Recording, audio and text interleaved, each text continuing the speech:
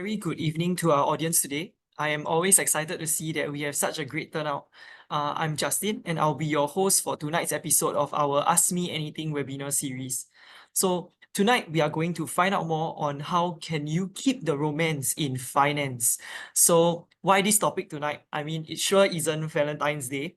It's actually National Couples Day on 18 August, which is this Sunday. So for those of you who are not aware, I'm here giving you a reason to celebrate with your partner this Sunday. Yeah. So most of us can attest that love and relationships can bring immense joy and fulfillment, creating a foundation for shared experiences and also mutual growth. So, however, when it comes to integrating finances, many couples often face unexpected challenges that require careful navigation. So managing expenses together and communicating effectively about debts and insurance are definitely crucial aspects of maintaining financial harmony in a relationship. So tonight we will talk about how committed couples can manage their finances, finding the best approach for your relationship, and how to avoid money arguments. I'm sure everyone here has some burning questions, so we'll get started. May I request that you type your questions in the bottom Q&A button, and the speakers will come to it at the end when we have our Q&A segment. And for our audience, we are live on Zoom and Facebook. And before I introduce our guests for tonight, I must assure all of you here that tonight there will be no selling during the webinar, and we are keeping it completely educational. So let's keep this session lighthearted. Just sit back and relax and enjoy your time here while our speakers share some of their thoughts and their views. So if you are watching us, please share with your other friends who you think that would benefit from this fireside chat, where you can ask all of your questions, about managing couples' finances, live to our very own financial specialists. Okay.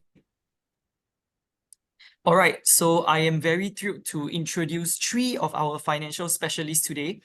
They all have different life and industry experiences and perspectives, I'm sure. Different couple dynamics as well. So we have Jess Lee, Senior Wealth Manager, Wealth Manager Winston Ho, and also Wealth Manager Diego Tyra. So each of our speakers here will provide their unique viewpoints and their experience for tonight's topic. So let's look forward to that. So introducing our very first speaker of the night, with over 12 years of experience, which is very impressive. Let's hear more from Senior Wealth Manager Jess. Hi, Jess. Hello, thank you, Justin. Hello, everyone. Thanks very much for joining our session today. I'm Jess. I'm a CFP holder, a certified financial planner, and this is my 12th year in the financial advisory space. I work with busy professionals and business owners in providing safety nets for their families as well as businesses. As an estate planning practitioner, I guide my clients in designing their wills and strategizing their estate distribution. My goal is to minimize potential conflicts and to ensure a smooth transition for the future. I believe all of you heard of this phrase, cash is king. To me, the true king is a continuous flow of cash. By helping my clients creating passive income streams, I enable them to achieve financial stability and time freedom. This not only secure their financial futures, but also let them live their lives on their own terms. On a side note, I'm married with 2 kids. They are age 5 and 8 this year. Back to you, Justin. Thank you, Jess, for the introduction. And yes, interesting. I do think that continuous flow of cash sounds much better. And I believe that we'll definitely get to learn a lot more from you. And how you manage finances with your partner during this webinar. Yeah. Next. So next we have our second speaker, Winston Ho. So since getting to know Winston, I found him to be someone who is always enthusiastic about sharing his views and his knowledge from his field of work. So hi Winston, would you like to share more about yourself with our audience? Hi, thanks, Justin. Thank you for the introduction, and thank you all for joining us today. I'm Winston Ho. Aside from work, I'm a huge foodie and love to travel around to find yummy food. So I'm thrilled to be here with you today. We'll be sharing with you, all of you, useful tips on how you can achieve your financial goals and secure your future with your partner. I hope you find this session insightful and empowering. So do me a favor, any burning question, please put into the Q&A. We see some going on already. Please add it in. Please post all of them there. Currently, I'm married. I got no kids yet. So along the session, I'll share you more. So back to you, Justin. Yes, thank you, Winston. Yes, please post any burning questions into the Q&A function below. Thanks, Winston, for the introduction. And you said no kids, so do you want kids or They're on the way. They're on the way. I'm still praying for I see. All right. Okay. All right. Looking forward to your tips and tricks on managing couple finances. Next. Last but not least, we have Diego. Diego is an investor with 2 decades of experience, and he's a believer of FIRE. So what FIRE is financial independence, retire early. And one interesting thing about Diego to me is his ethnicity. So he is half Spanish and Japanese, which will explain his accent. Diego, please say hi to our audience. Hello everybody, and thank you for the intro, Justin. Yes, I live actually in Argentina for 15 years, another 15 years in Japan. I'm now living in Singapore for almost 15 years. So I hope you can understand my background and accent, which is a combination of Japanglish, Spanglish, and Sea English. I have over 2 decades in my own journey towards financial freedom, which I achieved 4 years back through consistent savings, investing in equity, and option trading. I quit my IT consultant job in 2020, and I recently, last year, joined the financial industry. Life is boring without a life purpose. My mission now is to inspire and empower you to achieve financial abundance with ease and joy.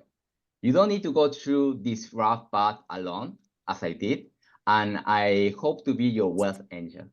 I plan to achieve this through coaching, mentoring, advisory, and educating my clients so they can make the best choices possible in their finances and life. I am married with a Singaporean wife and 3 beautiful kids. So thank you so much for attending today's webinar. I'm truly excited to share some tips and tricks to improve your finances and life relationships, which are really truly interconnected with one another. Back to you, Justin. Thank you, Diego. Thank you for the passionate introduction. And yes, with 3 kids, we are definitely looking forward to hearing how having 3 kids actually impact your financial decisions. Okay. All right, so that's for the introduction of our guest tonight. Now, before we start off with the first question of the night, right, we have an article here from the Straits Times. So maybe I can get one of our speakers to share with us what's the article about and some thoughts on it. Diego, would you like to share with us? Sure, yes. When 2 unique humans coming from different families and different values get together, that could be really challenging for most couples. There are many ways to prevent big conflicts with your partner, not only your finances, but in general. While you are dating, you should be paying attention upon your partner's behaviors as well as the habits on how he or she spend the money, time, or even energy. There could be many red flags that you don't want to identify after you got married. The earlier in relationship, the best. As we all know, money issue is one of the leading causes of divorce and also health issue. So we want to avoid it at all costs. So we are going to share more about this topic. So not merely to survive, but thrive in your relationship and finances, both. I see. Okay, how about Winston? Anything to add? Yeah, open communication about finances is essential for couples planning to get married. Discussing money matters early and openly avoids misunderstandings and helps align the life goals, right? So, for example, planning a trip around the world, buying your first home together, upgrading your home, and starting a family, all these needs to be discussed before getting married, not when you tie the knot and, hey, what's happening next? Okay. Thank you so much, speakers, for your sharing your views. Okay, one thing I definitely agree here is that when two people coming together from different backgrounds and values, it could definitely be challenging for most couples. And this is why discussing money matters openly, as mentioned by Vincent, helps avoid misunderstandings and may align your life goals as a couple. Okay. Now, let's move on. Okay, so before we go on to the first question of the night, let's find out a little bit about our audience today by doing this little poll. So we flashed the poll already. Let me read the poll right now. So poll number 1, how do you prefer to handle shared expenses with your partner? 1 is that you pull in all income and expenses into a joint account, or 2, you maintain separate accounts and split the bills. Or 3, use a hybrid approach, which is you combine some expenses and separate for some. So if you're on Facebook, you can comment in the chat box your answer. And if you're on Zoom, just simply click on your answer and we will wait around 1 minute for the results to come in.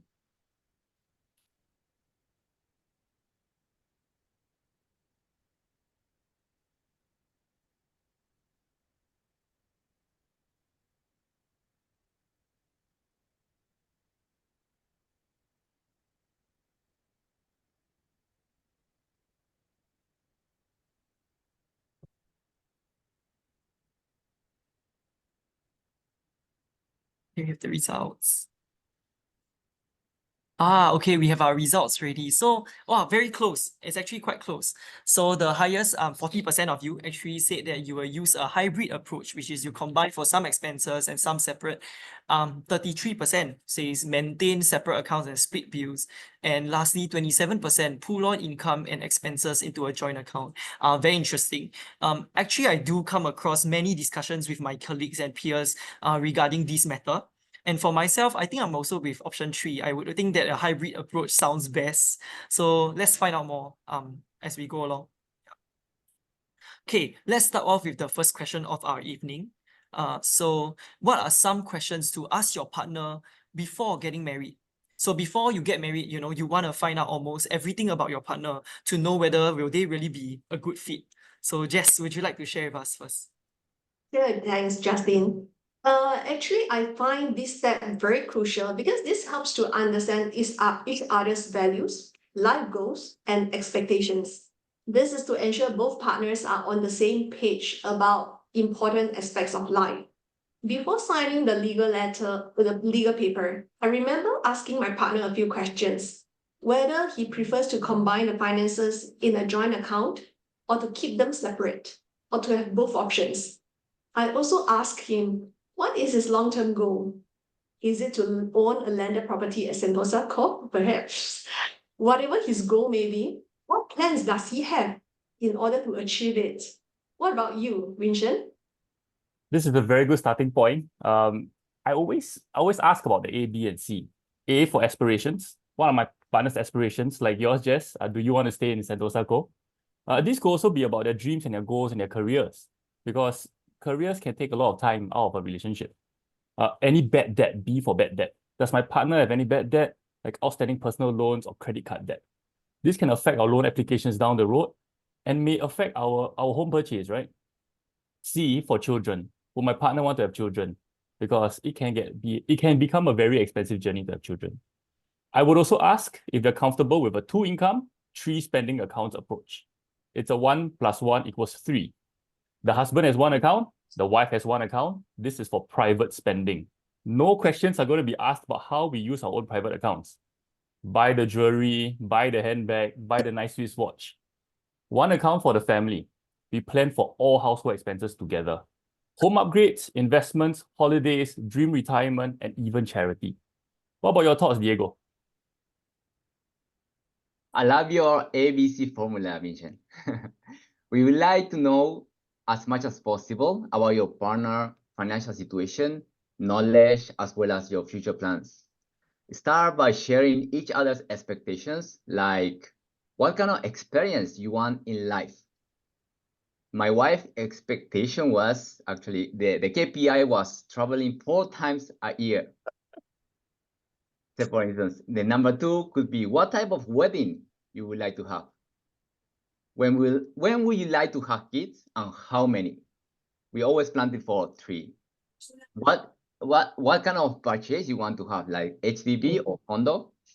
You prefer car or Grab, etc. So those questions will set up the high level expectation and the foundation to move to the next phase. We start first with the awareness. Once you get the big picture, you will be able to come up with the plan to get there. Back to you.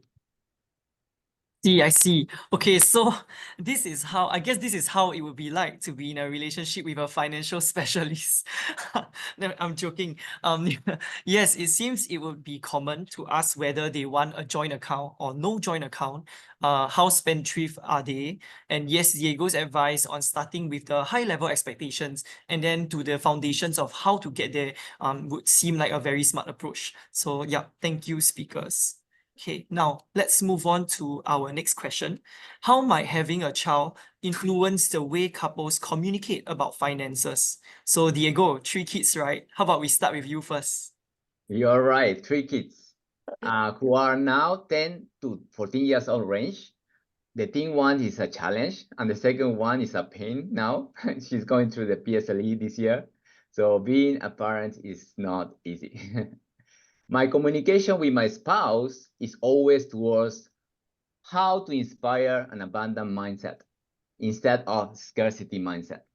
We are really conscious and careful choose a word when we talk about money or anything, as they will influence their belief when they grow up. We plan together in the short-term finances, we also a long-term horizon in mind. We call it our 40 years roadmap. We created a jar system where we set aside the budget for the expenses, such as enrichment classes, entertainment, experiences with the family for the short term. It's like 1 year, 3 years. The second jar is for the university funds or beyond, with endowment plans or whole life policies covering the life, total permanent disability, or early critical illnesses, right? So they can enjoy the fruit, and it's a gift from us to them, which will be needed when they have their own family as well. The third jar is to ensure they reach financial freedom by 40 years old.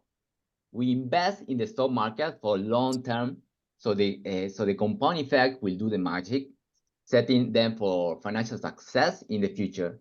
So I want them to focus on the family or more purpose-driven project after the 40. How about you, Winston? Like you have 3 kids, I'm still praying for my bundle of joy, so keep me in your prayers. We all have different childhood years, right? And I noticed the clear difference between different parenting styles. Each generation style is very different, from our boomers to our Gen X to our millennial parents nowadays. So this is what I've noticed, right? Some parents enroll their children to all kinds of enrichment classes when they are babies. It could be swimming, art, music, public speaking, drama, brain training, and even a third language. It could be Spanish, French, and the list goes on, right? So the challenge here is the cost of all these enrichment classes can add up very quickly. And it will always be wise to have the discussion before dishing out hundreds and even thousands of dollars per month. On the other hand, there are some children who are not enrolled in any classes. They will be placed in childcare centers or just left with their grandparents, right? I recall there's a client of mine, their daughter could very easily shout out mahjong tiles because she will always see her grandma play with other grandmothers mahjong. So enrichment classes can add up very quickly. And when I looked at Diego's 40-year plan, this could set them back very far. So set all these expectations right from the very start. Be clear on the enrichment classes that both parents will want their child to experience. So Jess, I'm curious now, what kind of classes you send your boys to? Okay, thank you, Winston. Well, we have a great sharing from both of them.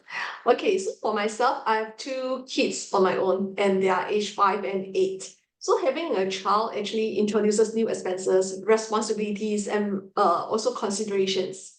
Couples will need to revisit and adjust their budget to account for new expenses such as childcare, enrichment classes, healthcare, and everyday necessities like food, clothing, and even diapers. For example, what my client did was to sit down with his spouse every half yearly and to have a financial discussions on their budget, a current budget, upcoming expenses, and also any financial concerns, and do any adjustment if needed. Back to you, Justin. Thank you. Thank you, speakers, for your insights. It seems that many parents these days, they focus on signing up for enrichment classes and entertainment for their children, so which no doubt would actually incur high costs and expenditure. Okay.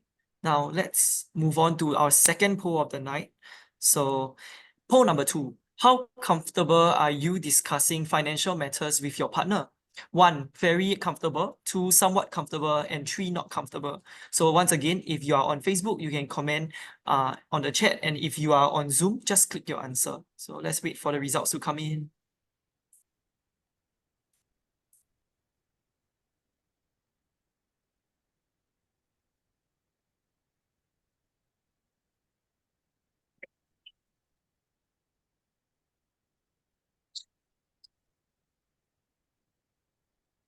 Okay. Okay, so we got our poll number 2 results already. So, oh, it's good that nobody here chose not comfortable. This is good, means that, you know, most of you, 67%, are somewhat comfortable with discussing financial matters with your partner. And a good 33%, wow, very comfortable. I'm happy for you guys. So let's hear what our speakers will have to share more for the webinar. Okay. Now, let's move on to our next question. Can you share strategies to foster financial intimacy and trust between partners? So just for the benefit of our audience, right, financial intimacy actually refers to what we're talking about is the level of openness, trust, and understanding between partners when it comes to managing and discussing their finances. How about you, Diego? Would you like to go first? Sure. I would like to share my 7 tips for the health relationship with your spouse to align your finances and achieve your desired lifestyle. So starting for the point number 1, share your dreams and desires. By sharing with your partner what is the experience you want in life, the quality of life you desire, and how you would like to spend the days, maybe after retirement, you will open up for meaningful conversations and allow you, the significant other, to do the same, right? When you open up, the other party will open up as well. Number 2, ask your partner's dream. Are you aligned with your dreams and goals? Or does he or she want something different, which could be really possible? What is the gap that needs to be filled?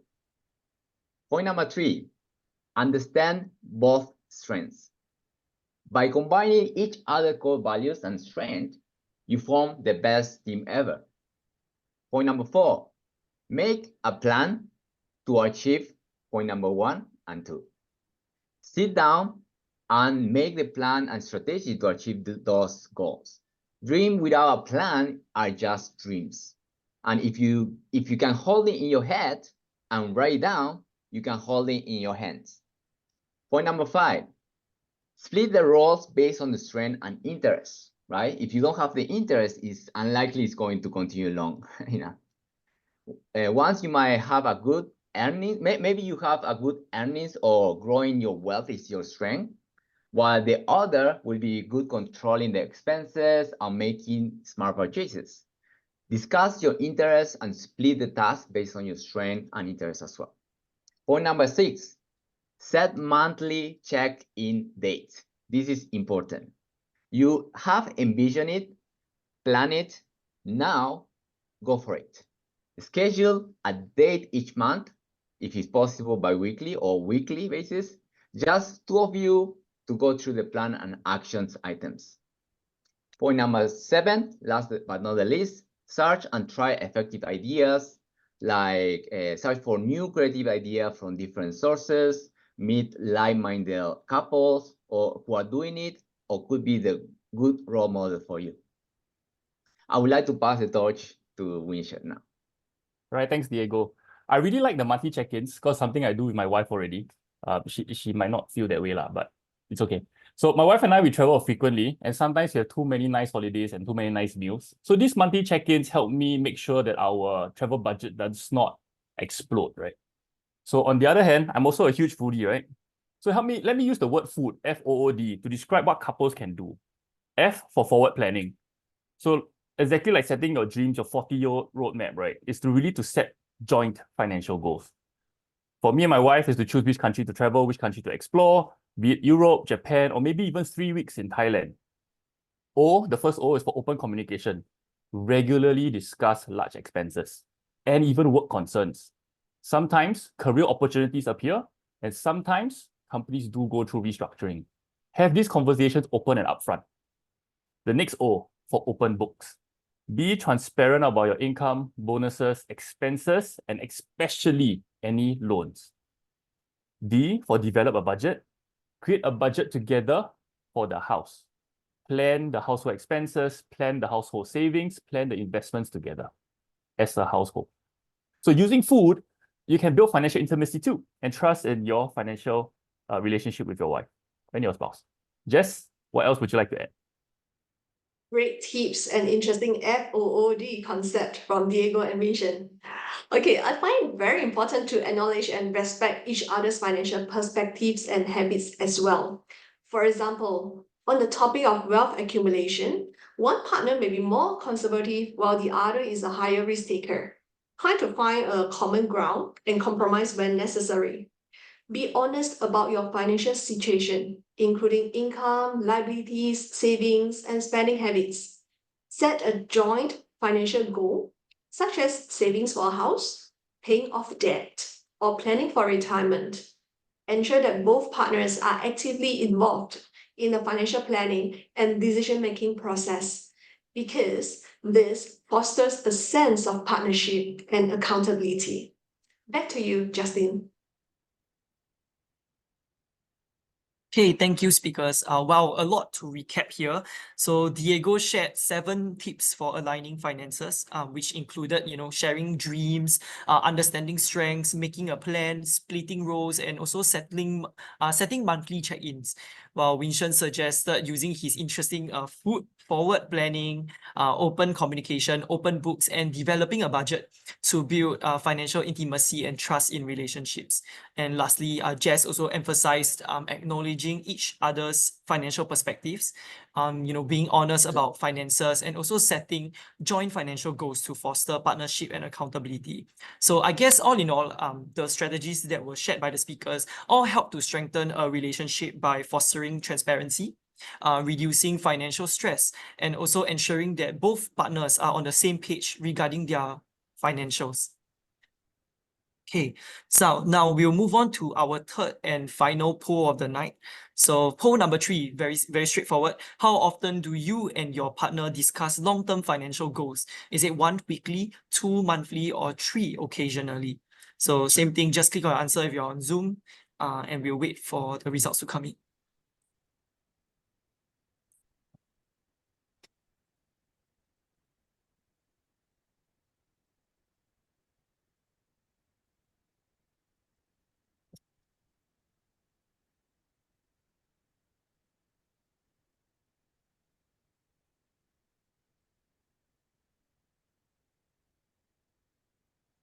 All right, so the results are in. 70%, huge 70% majority say occasionally. We have 30% who are a little bit more frequent, they do monthly, and nobody here says weekly. So nobody wants to have a financial talk every week. Okay, our audience don't want to do that. So thank you. And let's see, so how does regular reviewing of goals help with your financial well-being as a couple? We'll find out with the next question. So how should couples here handle unexpected financial challenges or expenses without jeopardizing their relationship? Vincent, would you like to go first? Yeah, thank you. So couples should regularly review, right? And always adjust their short-term financial plans because life do changes. My wife and I have in-depth quarterly reviews about our situation. By doing this together, we are always on the same page. We handle any money issues quickly and adjust to new goals and challenges. So this helps our finances to be stable and strengthen the relationship because of our teamwork and our trust. We discuss any big celebrations like birthdays, weddings that are upcoming that we need to give a very big ang pao to, and plan our holidays. See, I always go back to travel again, right? And decide when and how much do we want to top up our investments, because tax seasons are coming. Do I want to top up my SRS? Do I want to top up my CPF? What can I do? We want to have these discussions early on. How about you, Jess? How often do you and your husband have these conversations? Thank you, Winston. Actually, we do review every half yearly. So regular reviews ensure both partners are on the same page regarding financial goals, reducing misunderstandings and conflicts.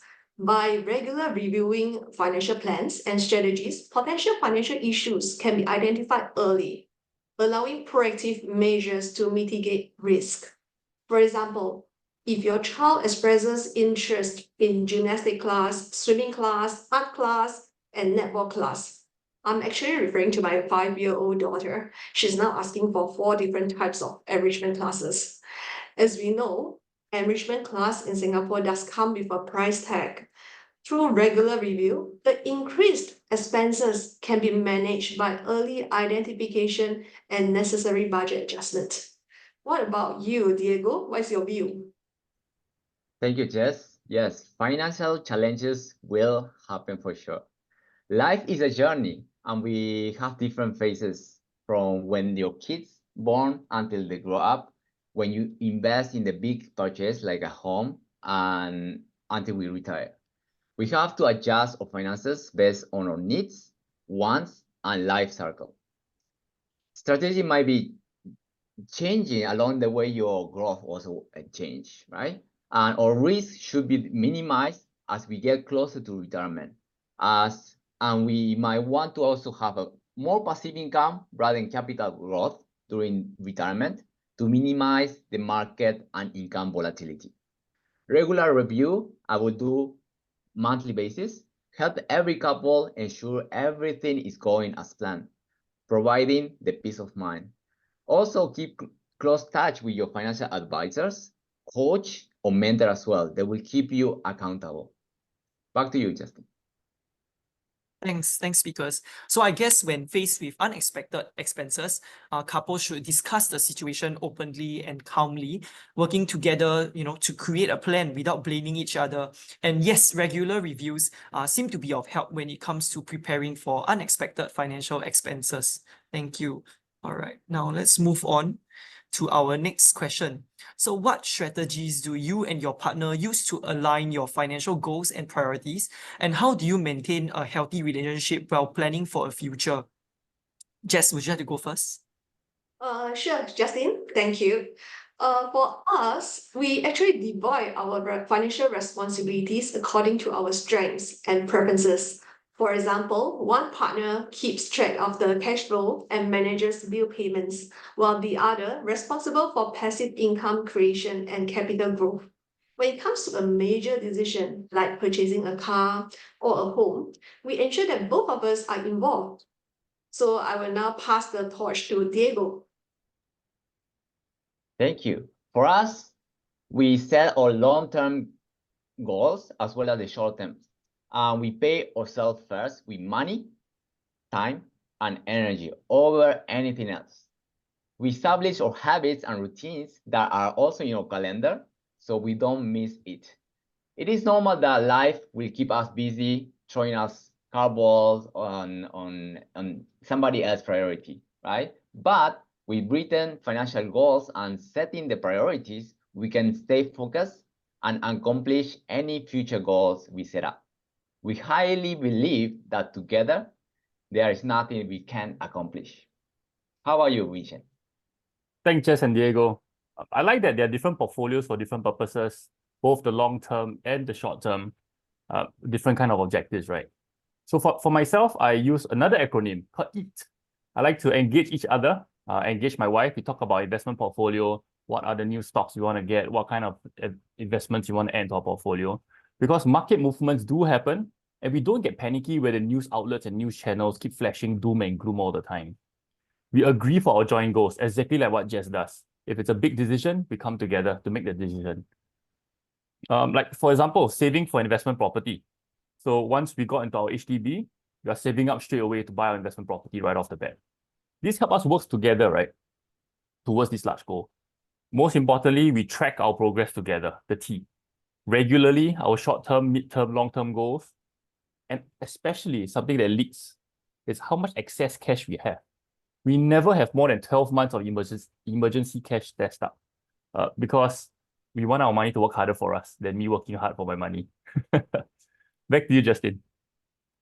Right, thank you. So as Jess shared earlier, dividing roles and responsibilities according to your strengths and preferences can really be one way for couples who are quite different from each other to try out. And Winston, his suggestions seem to be more for couples who I think are both in finance, but no lah, not really. Joint goals and tracking progress together, yes, is definitely indeed very important. Okay, now let's move on to our next question. What practical tips do you recommend for setting and achieving financial goals together as a couple, considering your different family dynamics? Jess, share with us. Okay, thanks, Justin. Okay, so have an open discussion about each partner's financial goals and priorities. Find common ground and define short-term, mid-term, and long-term goals, such as savings for a family vacation to Europe. It can be a short-term goal. Buying a home can be a mid-term goal. And lastly, planning for retirement, that's definitely a long-term goal. What about you, Vincent? Exactly, right. I agree totally. Setting up and achieving goals as a couple, especially with different family dynamics, all the value systems and beliefs can be quite challenging sometimes.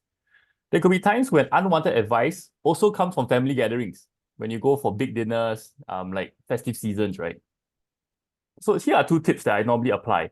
Is the other family member an experienced professional to share with me these tips first? Secondly, is the advice relevant to my current life situation? Or is it because they're senior enough that I have to listen to them? I believe that they will have good intentions, but I just need to take with a pinch of salt because when they experience something, could be years before what I'm going through right now. So I have to put on that filter. What about you, Diego? What about the family dynamics? Thank you, Vincent. Yes, for us, I think the first thing is to know what you really want as a couple. And because if you don't know what you want, it's unlikely you're going to get it. Once you identify this, plan and strategize, set goals, and develop habits that is going to bring you there. That will be helping you to achieve or become the person you want to become, right? At the end of the month, at the end of the year. Remember that becoming the person who achieved that goal is the key. No one else can take away the knowledge and experience you gain on the journey towards achieving financial success. So you can also pass on the knowledge to your kids and the future generations. So the other people is not going to go through the same pain and hurdle, right? You can leave your legacy. Back to you. Thank you, speakers. I really like this sharing a lot. Yes, while I understand that, a marriage is never just about a couple, but actually 2 families with entirely different dynamics coming together. There are bound to be conflicts and disagreements and pressure from family members. But I think what's most important is that the goals and the priorities of the couple is aligned. So yes, thank you, speakers, for your sharing. All right, before we move on to the Q&A section, we welcome you to connect with Phillip Capital or with any of our financial specialists tonight. So if you would like to know more about tonight's topic, or are there any other questions related to your financial well-being, please feel free to reach out to any of our speakers by scanning their QR codes. And I'm sure from tonight, we can actually see that our speakers here are very generous in sharing value-added financial tips to their clients and their followers. And some of them, they are also expanding their team and welcoming like-minded individuals to explore more with them. Okay, and for those who are enjoying a webinar like this one and would like to stay connected with us to receive more updates, give us a like and follow us on our Facebook and Instagram page. You can just search on it. It's Phillip Wealth Advisory. Yeah. Okay. Now, for the exciting part of the night, let's get on with the Q&A section. So you can feel free to put in your questions in the Q&A and we will ask our speakers live right now. Okay, so we have one question, first question for Jess. What could be one example of a major financial mistake for couples who are getting married? Okay, yeah, thanks, Justin. I will take this question. To me, is to hold a wedding banquet and having a new home during the same period of time. Why I say so? I remember years ago, this young client of mine actually made such a decision. They spent about 30,000 for their hotel wedding banquet. And at the same time, they committed 60,000 for home renovation so that they can move in right after their wedding banquet. Guess what? They ended up starting their marriage with a 70,000 debt. It's a 5-digit. Yeah, so I understand that actually many of us, especially ladies, right? So we dream of a perfect wedding and a cozy place to call home. So you have your own design, you can do whatever you want. So, however, certain financial plannings and adjustments are necessary to avoid falling into debts. Yeah, okay, I have a disclaimer over here. So the above example or scenario is applicable for a couple who doesn't have much savings in their bank, in the first place. So for those couples who are loaded or have more than enough savings, or for those high flyers couples, this doesn't apply to you. All right. Yeah, back to you, Justin. Thank you. Okay, we have another question. So what if one day one person wants to be the stay-home parent? Winston, you want to take this question? Yeah, okay, sure. Thank you so much. It's a very good question because this happens sometimes, right? In when once you start having a plan to start family, somebody want to stay at home. But the real question here is to really consider the lifestyle change that the whole family will be impacted by. So in Singapore, the median income is about $10,000 a month. Let's assume both the husband and the wife saves the same amount of money, earns the same amount of money, 50%, 50%, half-half. That means the family has $5,000 lesser a month, 60,000 a year, $600,000 in 10 years. This is not including employer CPF and all the different things, bonuses, just the monthly incomes, right? I suggest bringing up this idea early in the relationship, even as early in the dating phase. If this was never mentioned before, consider during annual check-ins or the semi-annual check-ins with one another. When my wife and I got married, we have always been on the 2-income, 3-account strategy. Remember earlier I shared the 1 + 1 = 3 for the last 8 years. We also decided that we always want to keep spending only one person's salary. So thankfully, we'll be spending the higher person's income salary. So life is a bit more enjoyable. This openness really allowed us to take a few months off when we're transiting between careers. Without a doubt, if one of us wants to be a stay-home parent, we have the option readily available for one of us. So really consider how much income will be lost and how does it affect your 10, 20, 30, 40-year plan. Back to you, Justin. Thank you. Thanks, Winston, for answering that question. Okay, we have another question here. How can I ensure to pass on my legacy to my kids? Diego, it's your turn. Do you want to answer this question? Yes, I think that is a great question. Thank you for asking. So if you are like me, or parents, or relatives, or teachers never taught us how to manage, grow, or keep our money. We spend so much time and effort to understand how money works, especially the emotional side of it.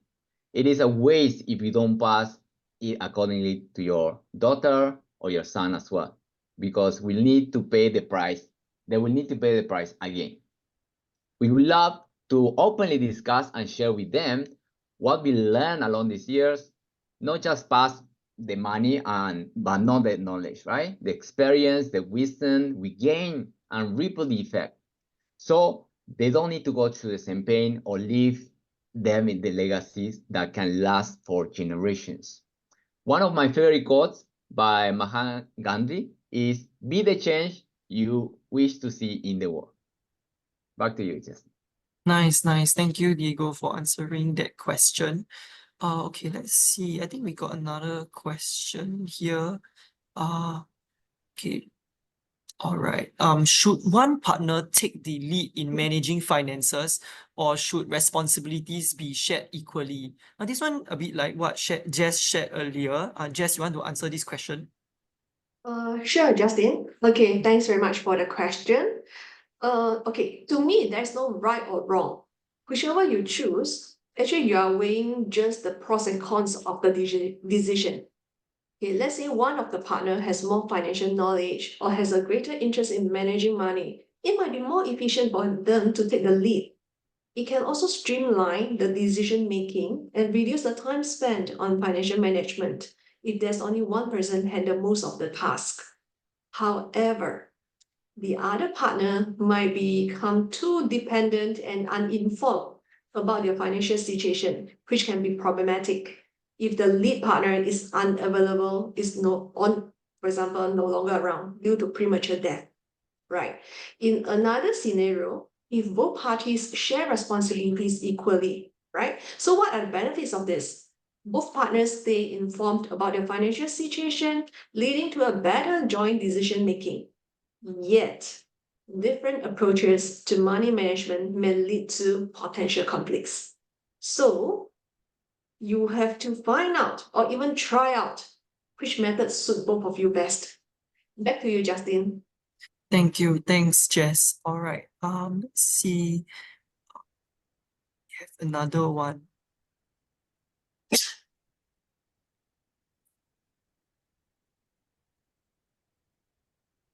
Yeah, okay. Is there any to our audience, any other questions that you guys want to ask our financial specialist here tonight? If there are no more questions, I guess we can move on to the next segment. So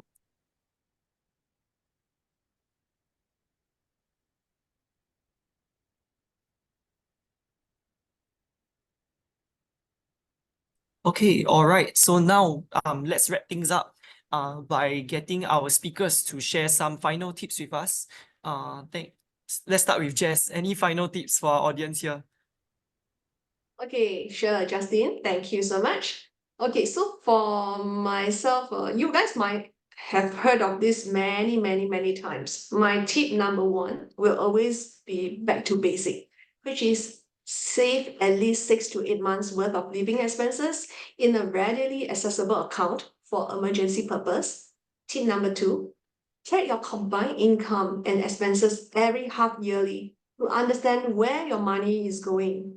This helps to identify any patterns or any areas where you might be overspending. What about you, Diego?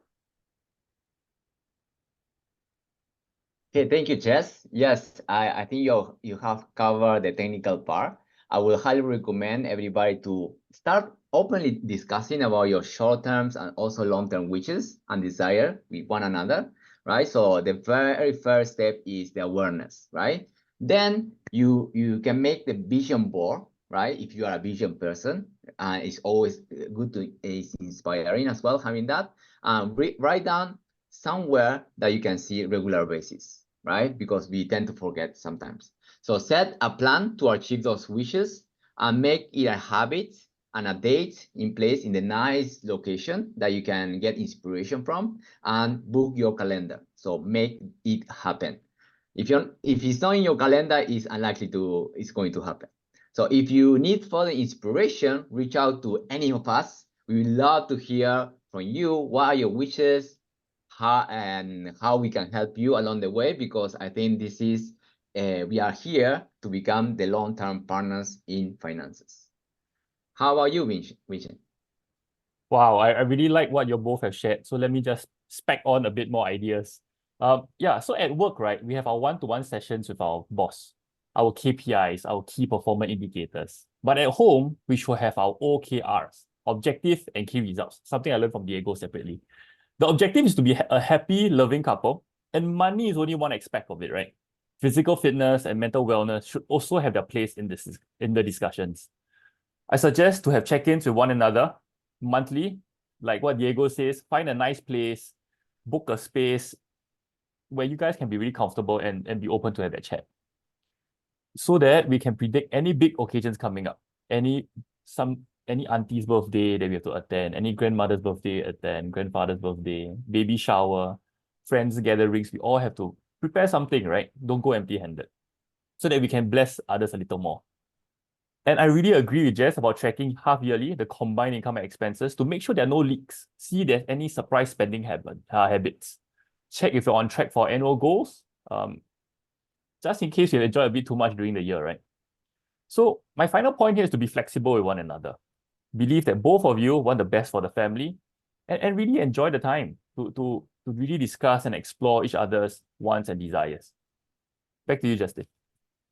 Thanks speakers. So Jess highlights saving at least 6 to 8 months worth of living expenses in a readily accessible account for emergency purposes and tracking your combined income and expenses every half yearly. And Diego also suggested making a vision board and setting a plan to achieve those wishes. And yes, like what Diego said, do reach out to a financial specialist if you need one. And I also like what Vincent said about having to being flexible with one another and believing that both of you actually want what's the best for your family. So I think that after all, a relationship is all about give and take, and it will be best to work together as a couple. So very nice and helpful final tips from our speakers. Thank you. All right, so now we have covered how to manage finances as a couple, and I hope that everyone here tonight has benefit from the webinar and will have some ideas on how to keep the romance in finance. And once again, you may connect with any of our speakers tonight if you wish to understand more about any financial related matters. So we have come to the end of tonight's webinar, and I would like to thank 3 of our expert speakers for their unreserved and very open sharing, and a big thank you to everyone who has stayed with us thus far. So do join us for our future Ask Me Anything episodes as well, and we would love to see you here again. So this is Justin signing off, and see you and good night. Good night.